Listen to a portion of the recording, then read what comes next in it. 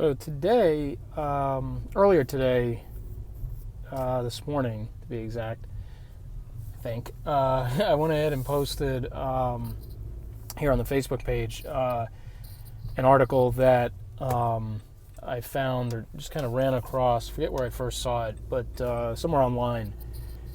But it was an article in the New Yorker, and it was talking about coronavirus and the pandemic and the issues surrounding that, so forth. But it really focused on Nassim Taleb, one of the guys that I follow very, very closely, consider him kind of like a virtual mentor.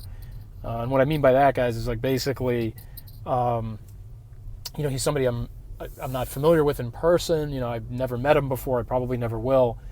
But I kind of have attached myself to him, where I just basically try to follow everything he's saying and espousing so that I can internalize that, kind of add it to my knowledge base, expand the knowledge base that I get from that person, that sort of thing. That's, kind of how I look at these virtual mentors that I follow. I mean, there's probably 10 or 12 of them that I've, what they say and do really resonates with me. And, unless something really strange happens or, goes real sideways, I kind of stick with them and just try to keep learning from them. So Taleb is way up on that list. I mean, I discovered him in the summer of 2009.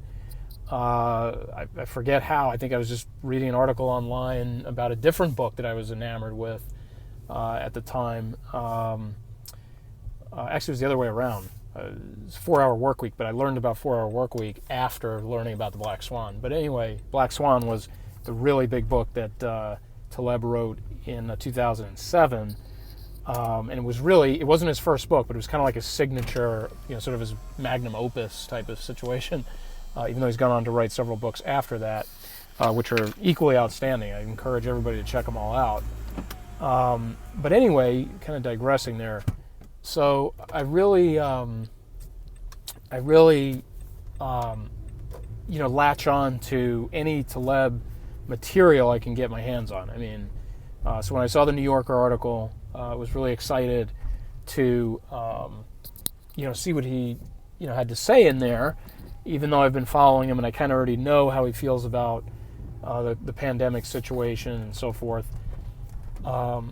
So I think, I guess I just kind of want to encourage everybody who might be watching this to check this guy out if you haven't already, come across him or determined whether you want to follow him or not, follow his material and that sort of thing.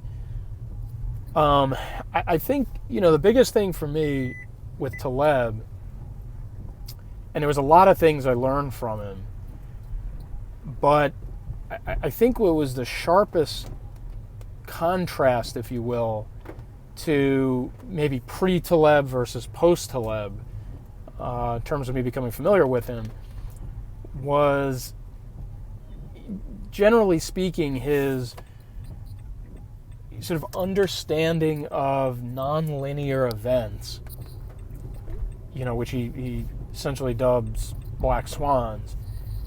And there's a whole story behind why that's the name. If you don't know, you can kind of look that up. But his grasp of nonlinearity and its application to real-world situations. So what's really interesting about Taleb, if you do follow him, I think you'd agree with me, is he's very capable of straddling both sides of the intellectual fence. He can be very academic. He can be very, math and formula driven. I mean, he's a brilliant probabilist, mathematician, however you want to describe him. But he can kind of come over to the other side and he can apply in extremely understandable terms. And, I don't know any other way to say that. It's a little bit of a clumsy way to say that. But he really is able to take these sometimes very abstract concepts. I mean, he uses a lot of math terms. If you read his books, even in the sections he has sections where he says, don't read this if you're not a mathematician or if you're not a real technical reader. I read them anyway, and they're just, they're kind of mind-boggling. But I think the issue is that he's able to take this kind of material And even while using these very large, very esoteric math terms and concepts, boil this stuff down into not just something that's more understandable, but something that really sticks with you, like something that you can actually kind of turn into a fairly well-guiding kind of mantra. Something that you can use sort of like a north pole kind of a situation to get yourself oriented in certain situations. If you're thinking about how you invest your money, or how you look at the stock market, or how you look at the economy, I mean, any of those applications, you can take these things that he's teaching, and you can use them to kind of establish a guiding light as to how you should interpret or behave around these events. So that's what I've always been fascinated with Taleb. Is I almost go into his writings or his books saying, okay, he's not going to be able to simplify or explain this concept in a way that I'm going to easily understand. I just know he's not. And then all of a sudden, when you cut through all the math terms and the concepts, boom, there it is. You've got it. So that's probably the most impressive thing that I've noticed about him, and why he's so worth paying attention to. A lot of people out there you can kind of come across, and they're very tech heavy, very mathematics heavy. You'll never get it from them. I mean, you're just not going to get anything useful out of them. They sound super smart. They can write a bunch of equations on a whiteboard, and they look brilliant, but you're not going to really learn or take anything practical from it. And then you got other guys, especially anybody you see on TV, like a CNBC or something like that.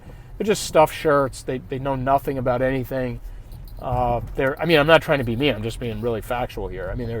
They're just there for their personality or some very flimsy track record that they might have established at some point. But you're not really learning anything of substance from them. They don't have the technical background to back up anything they're saying.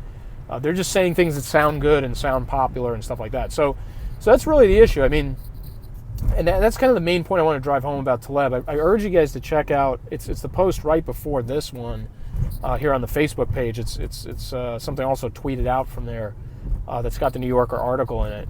But the other thing I'll just say before I wrap this up that was really interesting in the New Yorker, and kind of goes to what I was just talking about, is that Taleb, again, you don't see a lot of people do this. They won't stick their neck out like this. But he puts forward some policy-type prescriptions that fit back into his worldview, that you can kind of retrofit back into the way he kind of sees the world and approaches the world and stuff like that. So it's interesting to hear things like, and for anybody who follows Taleb, I don't think this would be something you disagree with either, but Taleb is pretty much a libertarian. A lowercase L. I'm not talking about the party. He has a deep respect for Ron Paul. Most of his monetary / fiscal government, policy positions would comport with a libertarian.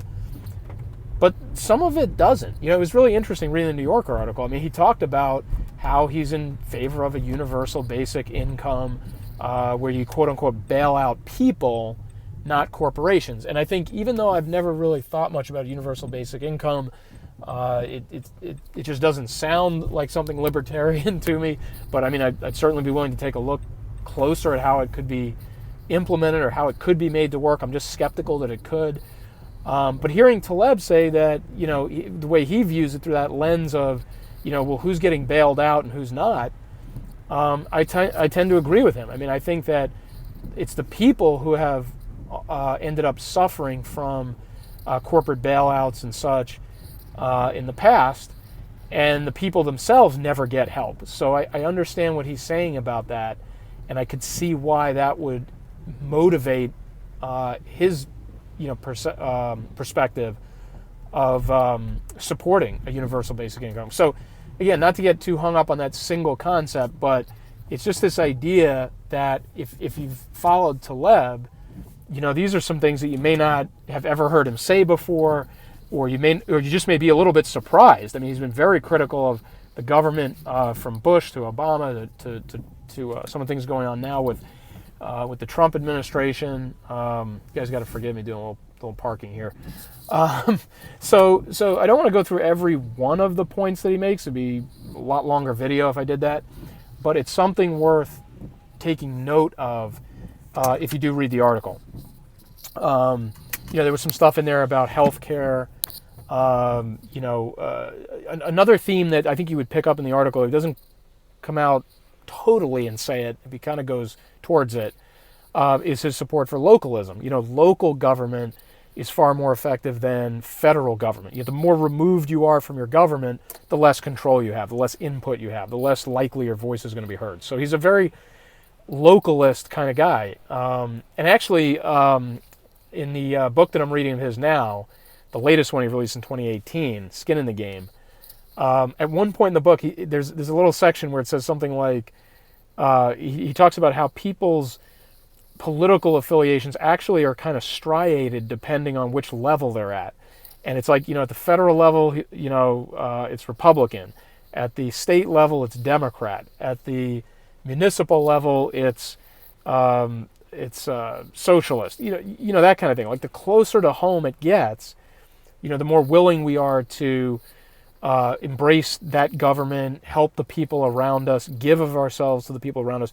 The problem is when you get further and further removed from it and you start to get into a situation where you've never even met your representatives, you couldn't even meet them if you wanted to, creates that distance and that mistrust and that opportunity for those representatives to take advantage of the populace.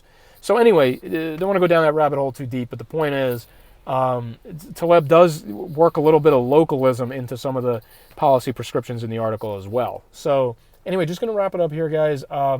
Definitely check out Nassim Taleb. Would be really open to anybody who does have thoughts on him or his positions. Would definitely love to get into a dialogue about that, or drop a note or a comment on my Twitter or Facebook.